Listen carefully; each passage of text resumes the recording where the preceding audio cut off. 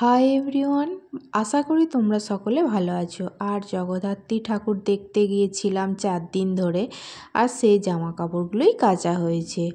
আর জবা ফুল গাছে অনেকই কুঁড়ি এসেছে, তা রোজই একটা একটা করে জবা ফুল ফুটছে।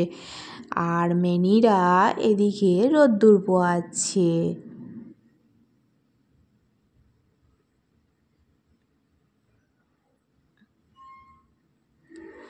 আর বড়টাকে ওর মাকে আর কি এখানে আটকে রেখেছে। ওখানে ছোট মেনিকে দেয়া হয়েছে দুধ।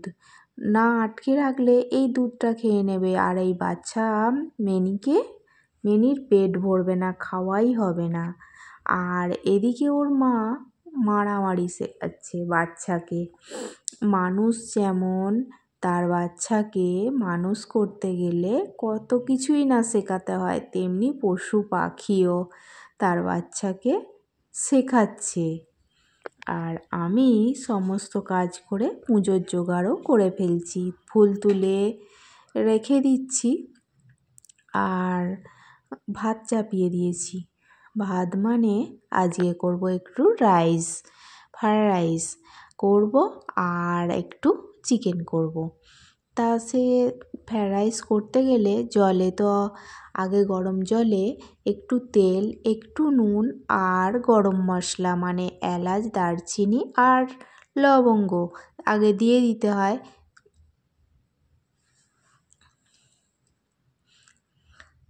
দিয়ে আমি ভাতটা বসিয়ে দিয়েছি। ভাতটা হয়েও গিয়েছিল।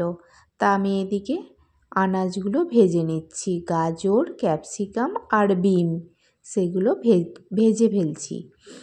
এগুলো সব জগদ্ধাত্রী পুজোয় ঠাকুর দেখতে যাওয়ার জন্য যে কুটুম এসেছিল না, সেগুলোই মানে বেঁচেছে বলে বললাম আমি যে একটু রাইস করে ফেলি এগুলো, আর একটু চিকেন নিয়ে আসো, সেই জন্যেই করে ফেলা। আর ও এদিকে মশলা বাটছে। তোমরা দেখে অনেকেই হয়তো হাসবে, বলবে যে বেটা ছেলে মানুষ, এ আবার মশলা বাটছে। কিন্তু এ সবই পারে। এদের তো মেয়ে নেই, আর মা অনেক পরিশ্রম করতো, তাই এরা মেয়ে ছেলেদের মতন সব কাজই শেখা আছে এদের। যাই হোক, আমি এদিকে ফোনটা চালিয়ে দিয়ে দুজনে মিলে রান্না করছি। ও মশলা বাটছে আর আমি এদিকে ভাজাভুজিগুলো করে নিয়েছি। ভাত তো হয়েই গিয়েছিল আগে রাইসের, আর এই ভাজাভুজিগুলো করে আমি ভাতেই একবারে দিয়ে দিলাম, আর তেলটা ঢেলে নিলাম। আমরা বাড়িতে রান্না করলে যতটা পারবো তেল কম খাবো, তাই না? আর ঘি মানে অবশিষ্ট যেটুকুনি ছিল সেটুকুনি দিলাম, এর বেশি দিইনি। কেননা তেল যেমন অল্প খাবো, চিকেন হবে, তাই ঘিও অল্প খাবো। পেট খারাপ তো করতেই পারে, তাই না? যাই হোক, সব ভাতটাই কড়ার মধ্যে দিয়ে দিলাম, দিয়ে ঘিয়ের মধ্যে একটু নেড়ে চেড়ে নিলাম। এতে ভাতটা একটু ভেঙে গেল অবশ্য ঠিকই, হাঁড়িতে করলে একটু উল্টে পাল্টে নিলে আর একটু ভালো হতো। আমি আজকে মনে করলাম এই কড়াতেই করব, কড়াটা প্রচুর তেতেও আছে, তাই কড়াতেই করে ফেললাম।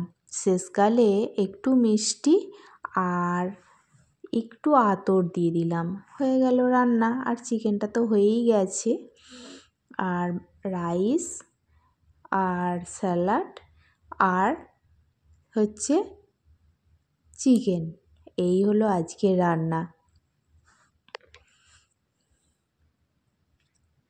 তো সবাই মিলে খেতে বসে পড়েছি। সবাই বলতে 3 জন, আমরা তো বাড়ির 3 জন, সেই 3 জনেই মিলে খেতে বসে গেছি। ঠিক আছে বন্ধুরা, তবে খাওয়া দাওয়া করে দুপুরের ঘুম সেরে একবারে দেখা হলো তোমাদের সঙ্গে সেই সন্ধে 7টায়। জামা কাপড়গুলো কেচেছিলাম, ওই ভাঁজ করে বলল আলমারিতে তুলে দিই, সেই জন্যেই ও তুলে দিচ্ছে। বন্ধুরা, আজকে ব্লগটা এই পর্যন্তই শেষ করছি। টাটা, বাই বাই, তোমরা সবাই ভালো থেকো।